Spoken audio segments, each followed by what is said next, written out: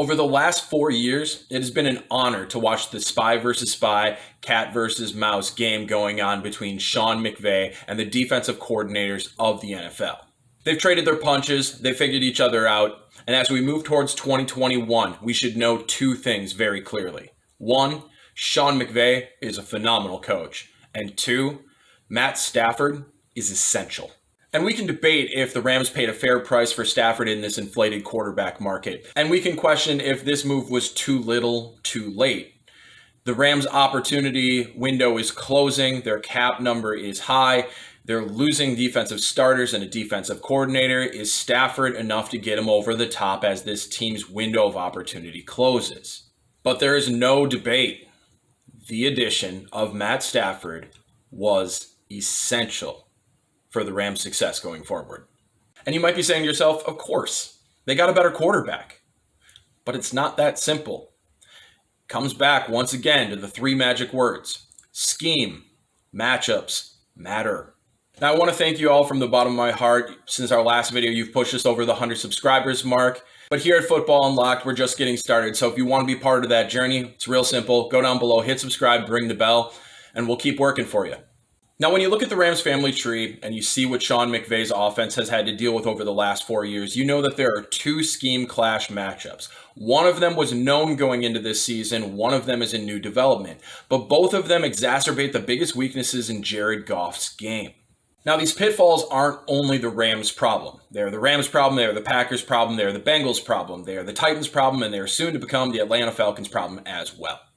Now, the first issue that was known going into 2020 is the high blitz rate issue. You've seen the Rams struggle against the Ravens. You've seen them struggle against the Pittsburgh Steelers. This year, they lost to Miami, and they had to navigate Tampa Bay. Green Bay got killed by Tampa Bay and struggled the second time with Tampa Bay. And if you look over at the Cincinnati Bengals, absolutely wrecked in 4 or 5 games versus the Steelers, the Ravens, and the Miami Dolphins. And to counter this, McVay has found the best option available to him, which is to up his screen percentage game significantly. But this is no way to live for an offensive coordinator.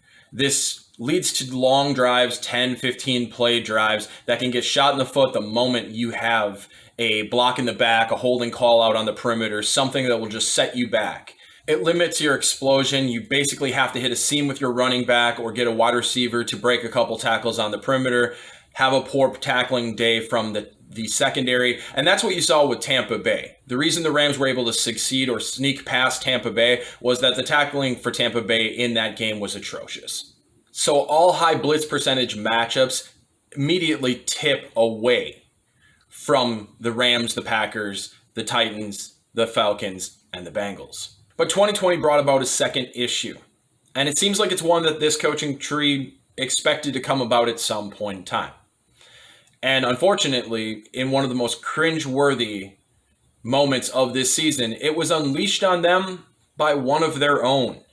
Two coaches on the same family tree, Zach Taylor and Arthur Smith, squared off. And the worst team won decidedly. And I don't know if the game plan came from Zach Taylor or if playing against Zach Taylor's or practicing against Zach Taylor's offense every week was the inspiration for this. But either way, the Cincinnati Bengals showed everyone in the league how to beat their own offense and how to mess up the Rams offense and the Packers offense, the Titans offense, and the Atlanta Falcons offense in 2021. And later in the season, Patton from Green Bay showed him how to do it again when he took apart the Titans offense once again. The simple twist that's being played out is that the linebackers are being dropped deeper and the safeties are brought up tighter. And this accomplishes a number of things. The linebackers being deeper gives better pursuit angles against the zone running game.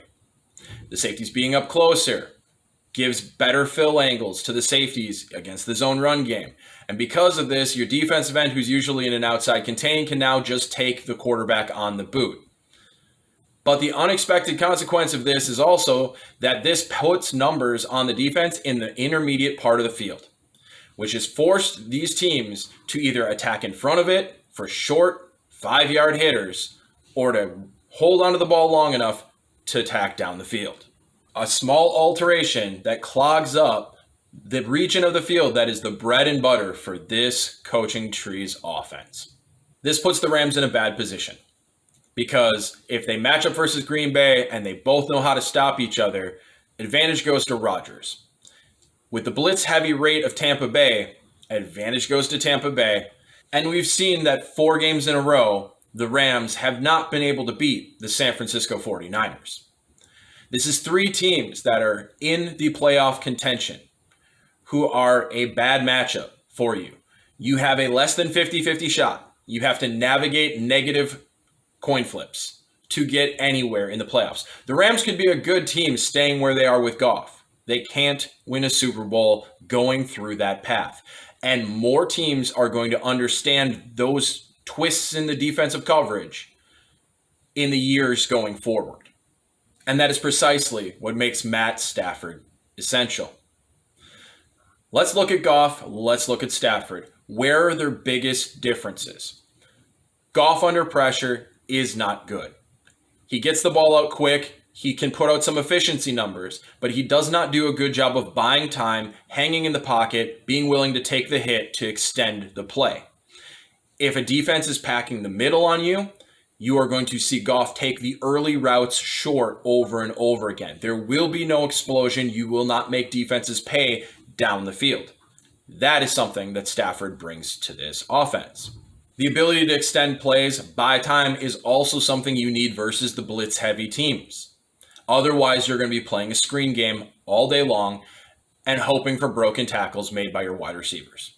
In both circumstances, you need a quarterback who can attack down the field and extend plays.